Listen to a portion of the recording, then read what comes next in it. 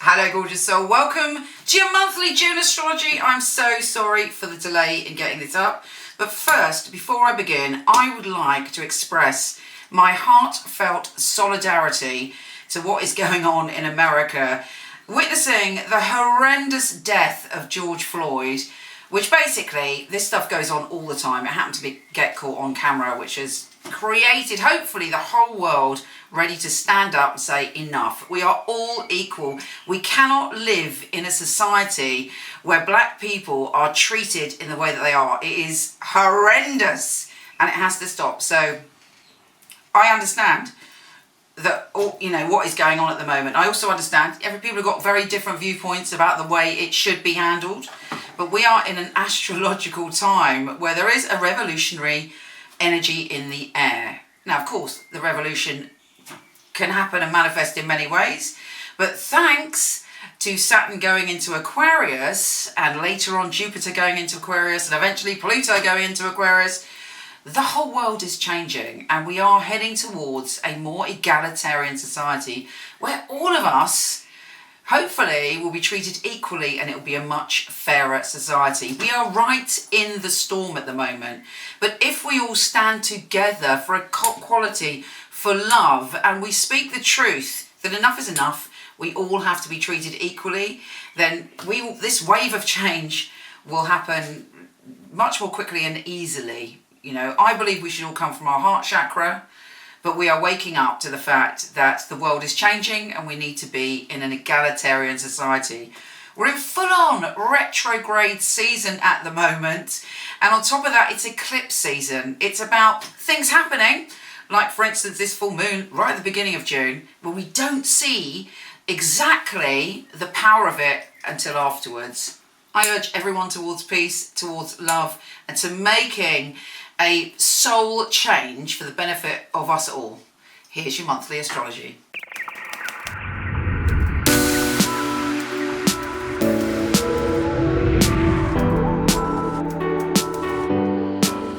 Hey Virgo, it's eclipse season, it's retrograde season, and Mercury, your ruler, is in retro shadow, and then it goes completely retro this month. It also always makes you a little bit uneasy. But let's face it, you come through it, you grow, you learn, you go back and you edit and review and refine the past and you go forward. So make sure you do a lot of that.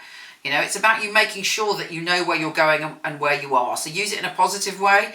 Obviously, do all the things we need to do when Mercury is retrograde. Check if you're traveling, check meetings, double check emails, make sure you're not CCing an email to a friend, to your boss, etc., etc. Because this month is also about your career and your intimate relationships, and there's likely to be profound changes in both those areas.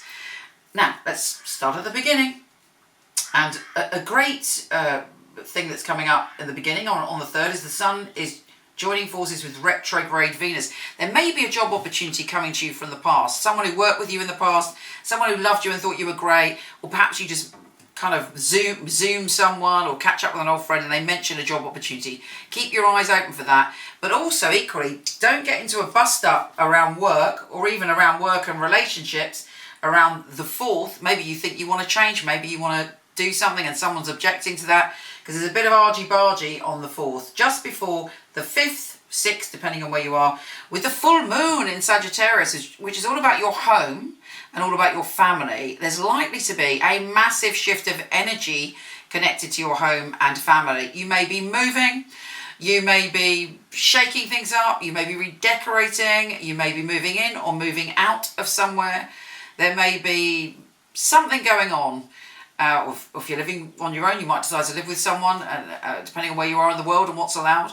But there is an opposition to Venus and a square to Mars. So there is a lot of intense energy with this full moon. There's a peak of frustration in some ways, but also a decision will be made about what you're comfortable with when it comes to your home and your family. Now, Venus is also sextiling Chiron, the wounded healer, and for you it's about feeling that you're worthy. Like a lot of us, me included, we often have imposter syndrome where we feel like, people think that I'm really good at this, but maybe I'm not good at it after all, you know. So many people have, in fact, to be honest with you, everybody I know has imposter syndrome, but we all think it's only us. So if you've got any inner doubts or any fear that you're not going to be powerful, you can't come into your power, you have the opportunity. Particularly when it comes, you know, maybe you felt undermined, or you feel that you can only be loved if you're in a powerful job, and have some nonsense idea like that in your head. You're able to ditch that, you're able to heal that when those two come together. There's something happening. Also, if you were ever involved with somebody who you, for some reason, perceived to be, or they literally were, powerful in the world, or in a financial way, or in some way that you at the time were impressed with, you're probably likely to see it in a different way now. Now Mercury goes retrograde, and it's confusing your communication with people. So hold fire, don't commit to anything, and don't kind of put yourself out there to be aligned with a certain group of people unless you're really sure in your heart that's the right thing for you, because there could be misunderstandings. And also there's a new moon and a solar eclipse, so there's a big change in who you're going to align yourself with, and who you want coming towards you, and what you want to manifest when it comes to groups of people.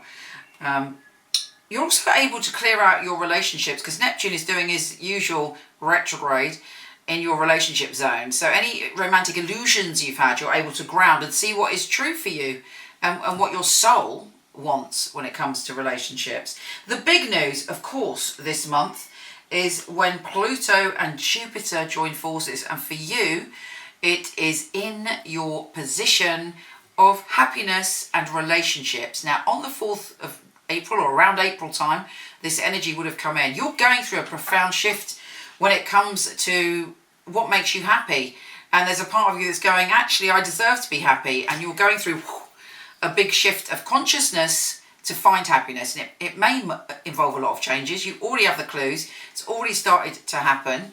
There's more to come towards the end of the year, but right now, you know, you're at breakthrough point. So be brave, my warrior friend. Be brave. Sending you so much love. You take care, gorgeous, and I'll speak to you soon.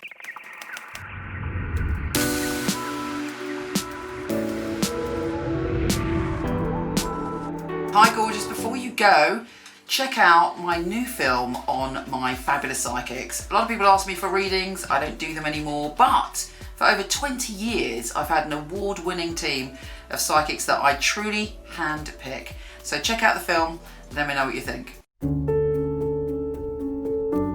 The purpose of a reading, I feel, is very much to inspire people and to empower people. It's about hope. It's about guidance.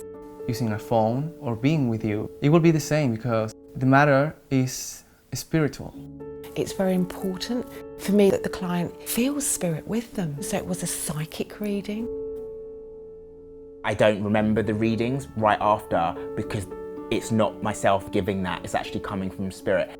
And it is a bit like a three-way conversation. I've got the person on the phone, I've got me, and I've got another voice that's telling me things. I even shock myself, things that I come up with, and I think, how did I get that? I'm channeling messages only for one purpose, to help people. It's been able to help somebody have a map back to where they've got lost from. My priority is to connect to your truth and have the best life that you can have. I think in my readings people feel a sense of a safe space where they can really be themselves, let go. You need a feeling of being understood, because reading should be empowering. I will make sure when the reading is finished that you're happy with everything. I couldn't do anything else. It's part of who I am. It's what I came here for, obviously. And when they come back and tell you they've got their dream job or the love of their life, that really makes me feel like I'm valued. I love to hear a sigh of relief. A lot of weight has been lifted off their shoulders. We have the answers that we are looking for within ourselves. I know I have the tools to help you. Everything begins and ends with you.